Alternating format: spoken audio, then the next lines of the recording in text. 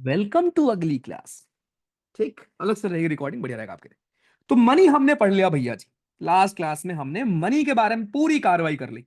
अब हम पढ़ेंगे, और आपको एक चीज समझ में आई होगी सबको कि भैया यार पूरी कहानी ये है कि जो पैसा है, लोगों के हाथ में पैसा अगर है, ध्यान दो, अगर लोगों के हाथ में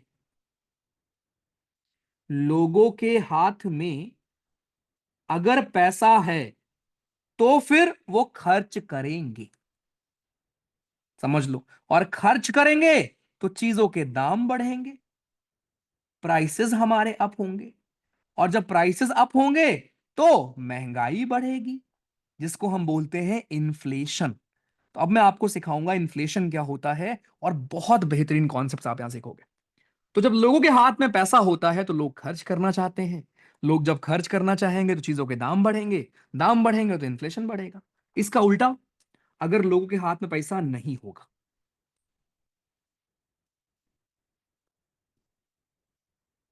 ठीक, लोगों के हाथ में अगर पैसा नहीं हुआ तो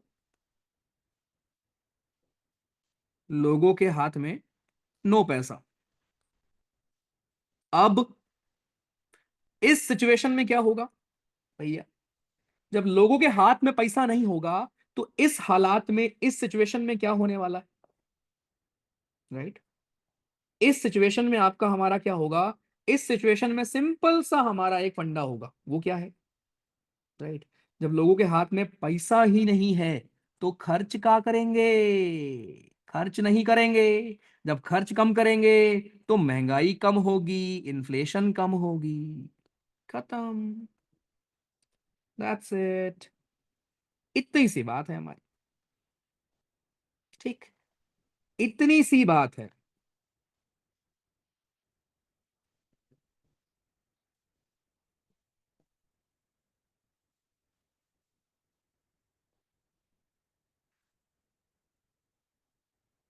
ओके, क्लियर बालक? चलो, तो ये बेसिक फंडा था हमारी इकोनॉमी का, राइट? बहुत बेसिक फंडा। अब सुनो, आपको समझ में आ गया होगा भैया इसका मतलब, ध्यान दो सब लोग ऊपर। आप बोलोगे भैया इसका मतलब सरकार ये निर्धारित करती है, सरकार रेगुलेट कर सकती है क्या कि महंगाई कब बढ़े कब कम हो, राइट? बिल्कुल। इसी के लिए हम दो चीज पढ़ते हैं, ठीक है? इसी के लिए हम दो चीज पढ़ते हैं। पहला है हमारा आरबीआई का मॉनेटरी पॉलिसी। ध्यान दो, एक आरबीआई लेकर आती है monetary policy, monetary policy, right? और सरकार अपने लेवल पर लेकर आती है फिस्कल पॉलिसी। दोनों में अंतर क्या है, जो मैं आपको शुरू में बोल रहा था? फिस्कल पॉलिसी और मॉनेटरी पॉलिसी में दोस्तों अंतर क्या है? फिस्कल पॉलिसी का मतलब क्या हो गया? फिस्कल पॉलिसी का मतलब हो गया जो भी आप काम करो भैया, जो भी आप बजट में चेंज करो, सरकार अपने लेवल पर क्या कर सकती है? फोकस को फोकस, वापस फोकस। सरकार अपने लेवल पर बालकों क्या कर सकती है? बजट में कुछ चेंज कर सकती है, बोलो हाँ, राइट? टैक्स में कोई चेंज कर सकती है, बोलो हाँ, राइट? लेकिन आरबीआई होती है जो मॉनेटरी पॉलिसी लेकर आती है, और इसका काम होता है to regulate the supply of money, to regulate the supply of money. क्योंकि आपको अभी दिख गया कि मनी के सप्लाई से ही पूरा खेल है। तो मनी के सप्लाई को ही रेगुलेट करने के लिए हमारा आता है आरबीआई, लेकर आती है monetary policy. First thing first, कि मॉनेटरी पॉलिसी कमिटी हमारी एक होती है, इसको अलग से लिखना, ठीक है? एक हमारी होती है मॉनेटरी पॉलिसी की कमेटी।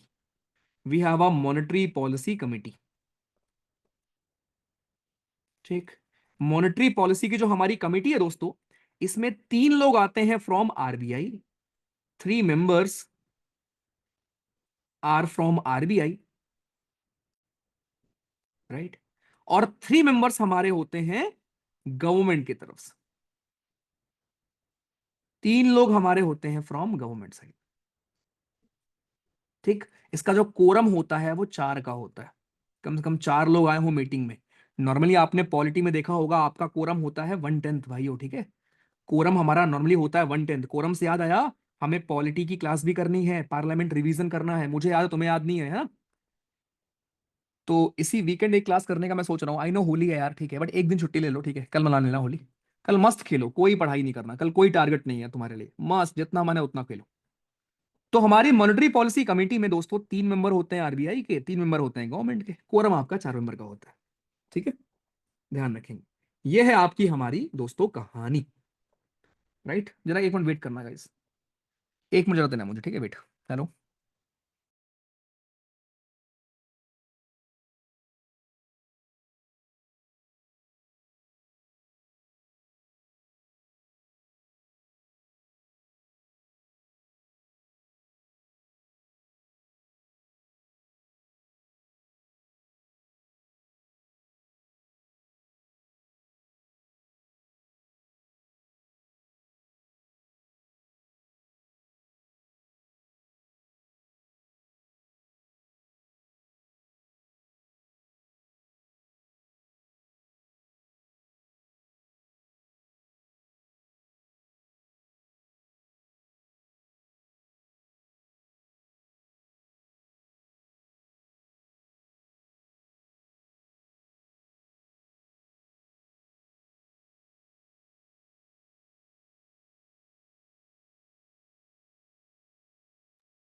ओके चलो, ठीक है।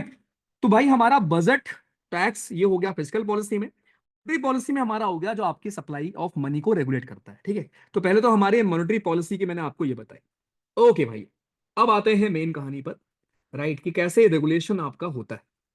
ठीक, कैसे हमारा रेगुलेशन होता होगा। तो सिंपल सा एक बार मैं फिर से आपको बता दूं कि अगर ज्यादा मनी होगा मार्केट में, ध्यान दो, अगर मार्केट में ज्यादा मनी होगा, मोर मनी इन मार्केट, तो ये आपकी परचेजिंग पावर को बढ़ाएगा ना। अगर आपको ऐसा लग रहा है, कभी किसी के मन में ख्याल आया था, इधर देखो, बचपन में हम सबको ख्याल आता था ना कि सरकार एक काम क्यों नहीं करती, सरकार अनगिनत पैसे को प्रिंट करके बांट दे जनता में, महंगा गरीबी को दूर कर दे, है ना। ऐसे थॉट्स आते रहते ना बचपन में हम लोग को। लेकिन दोस्तों ऐसा पॉसिबल नहीं है, ठीक है, ऐसा पॉसिबल नहीं है गाइस। एक मिनट जरा रुकना। आशीष सर, ये मिठाई मंगा दो यार इनके लिए, एक डिब्बा नीलचंद भैया को दे देना, ठीक है, और एक डिब्बा गार्ड भैया को। घर गए क्या वो? नीलचंद के लिए मंगा दो यार, ठीक है, एक डिब्बा है, एक डिब्बा दे दो, ठीक है। हाँ ठीक है, जो भी है, ठीक है, दे रहा हूँ। चलो, तो भाई सिंपल सा है। आपको लगता होगा कि यार अगर सबके पास, सोचो अगर सबके पास 1-1 करोड़ रुपए होते आज के दिन, तो 1 करोड़ में तुम्हारा मिल रहा होता, पता है क्या? 1 करोड़ में तुम्हारी बाइक आ रही होती, स्प्लेंडर। समझ रहे हो? तो कहने का मतलब सबके पास अगर पैसा हो जाएगा ना उतना, तो पैसे की वैल्यू फिर नहीं होगी ना। राइट, तो इसीलिए वो ऑप्शन नहीं होता कि हम सबको, सरकार सबको ही पैसा दे दे। तो ध्यान रखना, ज्यादा पैसा अगर होगा तो आपकी परचेजिंग पावर बढ़ जाती है, आपकी परचेजिंग पावर इंक्रीज हो जाएगी। और उससे क्या होगा, उससे आप फिर सामान खरीदने लगोगे, ये भी खरीद लो, वो भी खरीद लो। जो सामान जरूरी नहीं होगा उसको भी आप खरीद लोगे। राइट, जो सामान जरूरी नहीं है उसको भी दोस्तों आप खरीदने लगोगे। राइट, हम्म, ये आपका हमारा फंडा बेसिक होने लगता है। तो इस केस में क्या होगा फिर, इन्फ्लेशन बढ़ जाएगा हमारा। इन्फ्लेशन हमारा क्या होता है, इन्फ्लेशन हमारा बढ़ जाएगा। और ध्यान रखना, इन्फ्लेशन जब बढ़ता है, एक और खास बात है, जब महंगाई बढ़ती है तो हमारा अनएम्प्लॉयमेंट कम हो जाता है। बड़ा इंटरेस्टिंग पॉइंट है। जब महंगाई बढ़ती है तो अनएम्प्लॉयमेंट कम हो जाता है। कैसे भैया? अरे भाई, तुम्हारे पास पैसा होगा, तुम जाओगे बर्गर खाओगे, तो बर्गर वाले को नौकरी मिली, बर्गर वाले की दुकान पर कोई झाड़ू लगाता होगा उसको नौकरी मिलेगी, कोई कुक होगा उसको नौकरी मिलेगी। तो आपके पास पैसा आएगा तो आप बर्गर खरीदोगे, आपके पास पैसा आएगा तो आप दिवाली पे लाइट लगवाओगे अपने घर पर। तो लाइट जहां से आप दिया खरीद रहे हो उस घर में पैसा आएगा, तो उसको रोजगार मिला ना। तो जितना आप खर्च करते हो, जितनी महंगाई बढ़ती है, लोगों को रोजगार भी उतना मिलता है। समझे? तो इन्फ्लेशन बढ़ने का एक होता है कि अनएम्प्लॉयमेंट कम होती है, एम्प्लॉयमेंट बढ़ती है, यानी कि ग्रोथ होती है। तो मतलब आपके लिए, आपको दिख गया हो कितना चैलेंजिंग होता है सरकार के लिए बैलेंस बना के रखना, कि ग्रोथ भी होती रहे और हमारा ये भी होता रहे, है ना, दोनों चीज हमारी। पूरा दे दो, नीचे ले लो, ग्रोथ भी होता रहे और ये भी है आपका, दोनों कंडीशन है, ठीक है। तो इन्फ्लेशन, अनएम्प्लॉयमेंट और ग्रोथ का। अब सिमिलरली सोचो अगर कम मनी होगा मार्केट में, तो अगर मार्केट में कम मनी हुआ तो तो जो आपकी परचेजिंग पावर है वो घट जाएगी ना।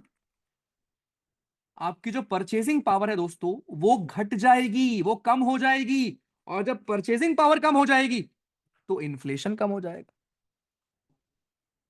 इन्फ्लेशन कम हो जाएगा, और जब इन्फ्लेशन कम हो जाएगा तो अनएम्प्लॉयमेंट बढ़ जाएगी। इन्फ्लेशन कम होने का मतलब महंगाई जब कम हो जाएगी तो बेरोजगारी बढ़ जाती है। क्यों पता है? क्योंकि लोगों के पास पैसा ही नहीं होता खर्च करने का। जब पैसा ही नहीं होगा खर्च करने का तो आप खरीदोगे क्या बे? जब आप आटा दाल चावल कम खरीदोगे तो जो बेच रहा है उसका घर कैसे चलेगा? और ग्रोथ भी आपकी फिर रुक जाती। तो आपको एक समझ में आ गया होगा एक चीज, कि सरकार को बस ये करना है कि मनी को रेगुलेट वो कैसे करे, मनी की सप्लाई को कंट्रोल कैसे करे, सप्लाई को वो कैसे रेगुलेट करे, कंट्रोल करे। राइट। अब इसका सिंपल सा पॉलिसी मैं आपको बताऊं। जैसे मान लो एक हमारा होता है लोन। ये मान लो एक बैंक है हमारी, ठीक, और ये एक बालक है। इस बालक को बैंक से लोन चाहिए था। ठीक। इस बालक को बैंक से लोन चाहिए था भाई। अब क्या होगा? होगा ये जो मंजूर है खुदा होगा। लेकिन अगर इसको लोन चाहिए और सरकार को अगर ये इंश्योर करना है कि मार्केट में कम मनी जाए, लेस मनी जाए, तो सरकार ये चाहेगी ना कि कम से कम लोग लोन लें, लोगों के हाथ में कम से कम पैसा हो। वो चीज सरकार कैसे इंश्योर करेगी? सरकार आपको रिझाएगी, बोलेगी सुनो तो, इधर तो देखो, अगर आप सेविंग अकाउंट में अपना पैसा जमा कर देते हो तो हम आपको 10% ब्याज देंगे। अगर आप एफडी कर लेते हो तो हम आपको 12% ब्याज देंगे, फॉर एग्जाम्पल। ठीक है। ऐसे सरकार रिझाती है, बुलाती है, लेकिन बुलाती है लेकिन जाने का नहीं। ओके। सिमिलरली इसका उल्टा, जो बैंक लोन देगी आपको उसका इंटरेस्ट बढ़ा देती है। इंटरेस्ट बढ़ा देगी, सोचो। ये सब याद करने की चीज नहीं है, कॉमन सेंस की चीज है। सोचो अगर बैंक इंटरेस्ट बढ़ा देगी। इंटरेस्ट क्या होता है? मान लो बैंक से आपने उधार लिया 1 लाख रुपए, और 10% इंटरेस्ट है, तो मतलब हर हर साल 10-10 हजार रुपए आपके बढ़ते रहेंगे। तो मान लीजिए इंटरेस्ट आपने बढ़ा दिया भाई, इंटरेस्ट आपने बढ़ा दिया, बैंक ने बढ़ा दिया। जब बैंक ने इंटरेस्ट बढ़ा दिया तो सोचो कोई लोन जो आपको पहले 7% पर मिल रहा था अब मिल रहा है 15% पर। तो क्या आप लेना पसंद करोगे क्या? आप बोलोगे नहीं यार, कौन ले यार, नहीं यार, नहीं यार। Right? कितना आसान। तो अब समझ में आया सरकार रेगुलेट कैसे करती है। इसी को हम बोलते हैं मॉनेटरी पॉलिसी, जिसमें अलग अलग हमारे मेथड्स होते हैं, जो मैं आपको एक एक करके भी बताऊंगा कि हमारे मॉनेटरी पॉलिसी के हमारे मेथड्स क्या होते हैं। तो मैं रिपीट कर रहा हूं, फिर आप बताना भैया बेसिक समझ में आया है। भाइयों हमने पहले मनी के बारे में पढ़ लिया, अब हम ये पढ़ रहे हैं कि मनी हमारे मार्केट में जो घूमती है उससे हम कैसे रेगुलेट करते हैं। आरबीआई लेकर आती है मॉनेटरी पॉलिसी, जिसका पर्पस एम होता है to maintain price stability. Right. और साथ में इकोनॉमिक ग्रोथ को बूस्ट करना, ये हमारा उसका विजन होता है। साथ में एम्प्लॉयमेंट को जनरेट करना। राइट। ये हमारा उसका विजन होता है हमारा। ठीक है। ये ध्यान रखेंगे। ओके। अब इसमें मैंने आपको फंडा क्या सिखाया, कि अगर लोगों के हाथ में पैसा कम रहेगा तो महंगाई कम होगी, क्योंकि वो खर्च कम करेंगे, तो चीजों के दाम कम रहेंगे। और अगर लोगों के हाथ में पैसा ज्यादा होगा तो वो खर्च ज्यादा करते हैं और महंगाई बढ़ जाती है। तो ये आपकी पॉलिसी ध्यान रखना है, और ये हमारा कैसे होता है ये ध्यान रखना है। अब यहां पर जो बैंकों वाला हाल था वो क्या था? राइट। हमारा बैंकों का हाल ये था मेरे भाइयों। ओके, बैंक में हाल हमारा ये था कि अगर मान लो बैंक आपको लोन दे रही है। दोस्तों अगर बैंक आपको लोन दे रही है तो लोन क्यों देगी बैंक? आपको बैंक लोन इसलिए देगी क्योंकि आपको जरूरत है। अब सोचो अगर बैंक को ये इंश्योर करना है, आरबीआई को इंश्योर करना है कि भाई महंगाई कम करनी है, तो इसका मतलब मनी की सप्लाई कम करनी है, तो आरबीआई क्या करेगी? जो लोन देने वाला ब्याज है उसको बढ़ा देगी, जिससे जनता लोन ना ले। और जो सेविंग अकाउंट में ब्याज देती है वो उसको बढ़ा देगी, बोलेगी सुनो तो, ले लो यार, 15% दे रहा है। ये होता है तरीका। ठीक। अब ये हमारे होते हैं दो प्रकार के, एक होता है एक्सपेंशनरी, एक होता है आपका हमारा, आपका क्या बोलते हैं उसको, अरे एक में आप मतलब एक्सपैंड कर रहे होते हो, राइट, और एक में आप कॉन्ट्रैक्ट कर रहे होते हो। ये हमारे दो पॉलिसीज हमारे होते हैं। राइट। जिनके बारे में हम पढ़ने वाले हैं। फिर आप पढ़ोगे हमारे, यही तो पढ़ते हैं हम लोग, बैंक रेट क्या है, एसएलआर क्या है आपका, हमारा आर क्या है आपका, ठीक है, यही पढ़ेंगे। बट उसके पहले एक बार स्लाइड देख लेते हैं। देखो, सो मॉनेटरी पॉलिसी फ्रेमवर्क का हमारा विजन क्या होता है दोस्तों? प्राइस स्टेबिलिटी को मेंटेन करना, इकोनॉमिक ग्रोथ को बूस्ट करना, employment generation, exchange rate management, right. ये सारे कामकाज आपको यहां पर करने होते हैं, ठीक, ध्यान रखेंगे। आइए, ये हमारे मॉनेटरी पॉलिसी में होते हैं। अब ये दो प्रकार के होते हैं, एक होता है एक्सपेंशनरी, एक होता है कॉन्ट्रैक्शनरी। अंतर क्या होता है? देखो, नॉर्मली क्या होता है ना, जो हमारा इन्फ्लेशन होता है दोस्तों, फोकस करो प्लीज।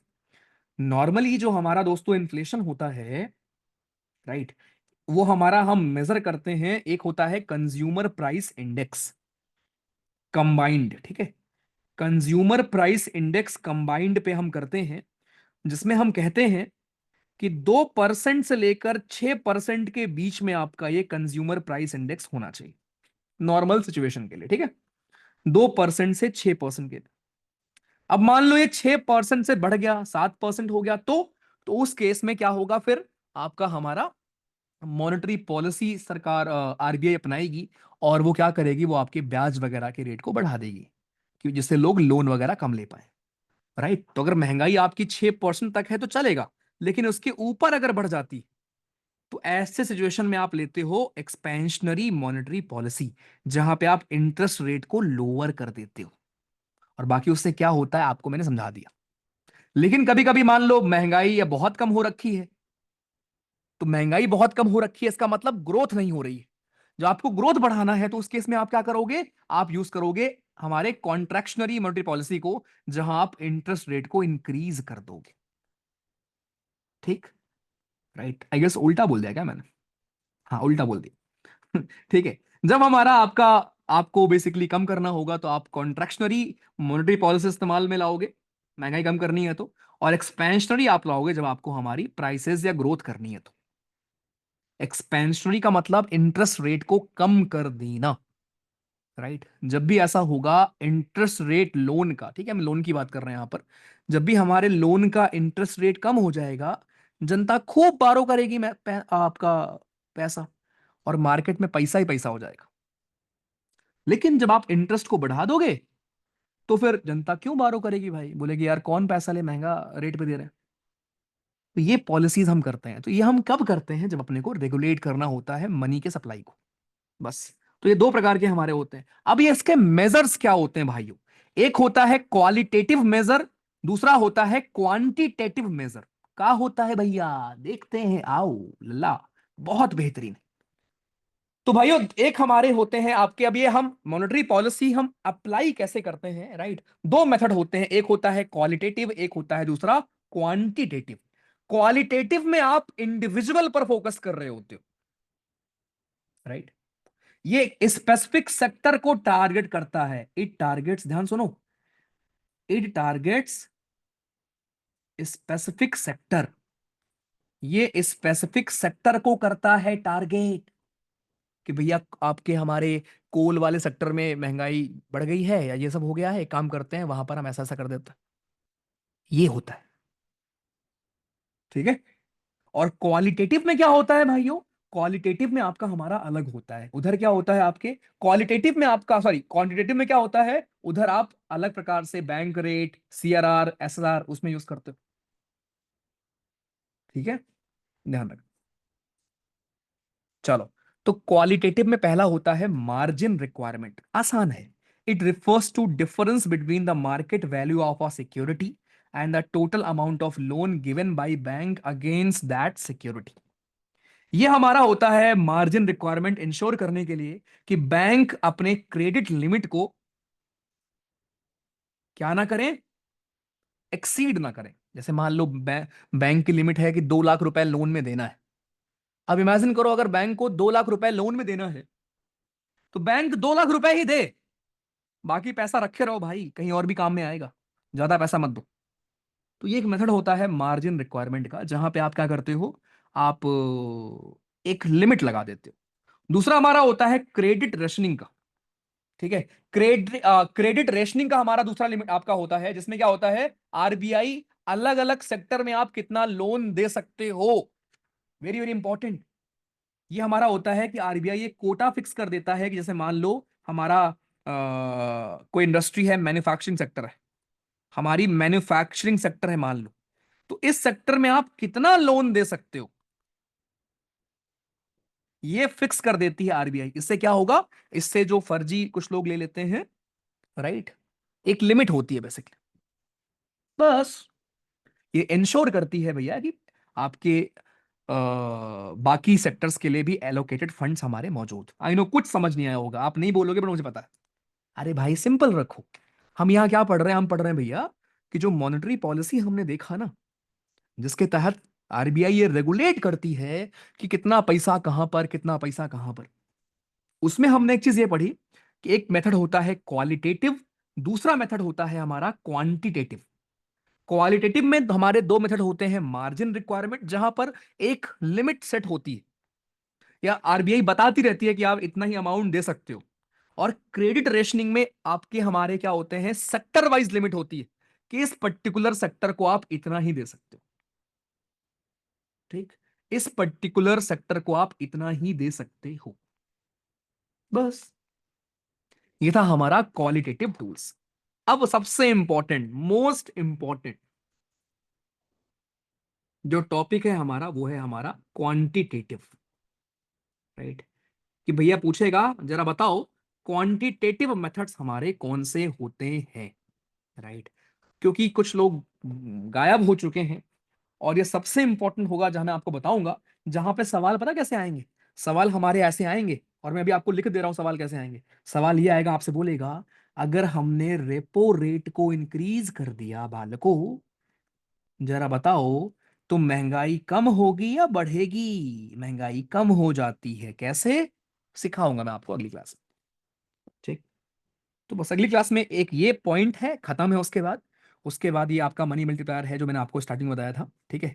उसके बाद हमारा ये टॉपिक खत्म है, बस आपका ये एक पॉइंट हमारा बच रहा है, क्वांटिटेटिव वाला, जिसमें ओपन मार्केट ऑपरेशन क्या होता है, रेपो रेट क्या होता है, बैंक रेट क्या होता है, रिवर्स रेपो रेट क्या होता है हमारा, ये सब मैं आपको पढ़ाऊंगा, राइट। बस ये चीज दोस्तों अपनी बची हुई है। उसके बाद फिर अपन लोग नेक्स्ट में मूव करेंगे, और इकोनॉमिक्स, उसके बाद, हाँ उसके बाद हम कल इस क्लास में और क्या पढ़ेंगे, गरीबी के बारे में पढ़ेंगे, हम महंगे उसके बारे में पढ़ेंगे, बेरोजगारी के बारे में पढ़ेंगे। मतलब इतना मजा आपको आएगा ना, और आप रिलेट भी कर पा रहे होगे, राइट भैया। तो जरा बता दो सब लोग ऑनेस्टी से, म- मजा आया है, वर्थ रहा है होली के ईव पर पढ़ाई करना, वर्थ रहा भैया जी, मजा आया लल्ला लाल। तो केवल होली नहीं मनाया हमने, हमने पढ़ाई भी की, और फिर मजा आया होगा। टणन, तो आपका काम क्या है, इसको क्या करोगे, जल्दी बताओ। रिवाइज करोगे, तो होली मना ली भाई, लो वीडियो ऑन कर दे रहे हैं, शक्ल देख रहे हो, ये वाइट शर्ट है मेरा भाई, पता है फेवरेट शर्ट था ये। चलो हैप्पी होली यार, ठीक है मेरे भाई, तो पढ़ भी लिया, और हैप्पी होली भी हो गई हमारी। हैप्पी होली सभी को, गॉड ब्लेस यू। कल जो माने कुछ पढ़ाई नहीं करनी, कोई मैं आपको टेस्ट नहीं भेजूंगा, ना गूगल फॉर्म होगा, ना मैं आपको मॉर्निंग कोई टेस्ट भेजूंगा। चिल, कल जो पढ़ता हुआ दिखाना उसे हम लोग कूटेंगे पकड़ के, ठीक है। कल जो पढ़ता हुआ दिखेगा उसे कूटा जाएगा। भैया शादी नहीं हो गई भाई, चलो बाय।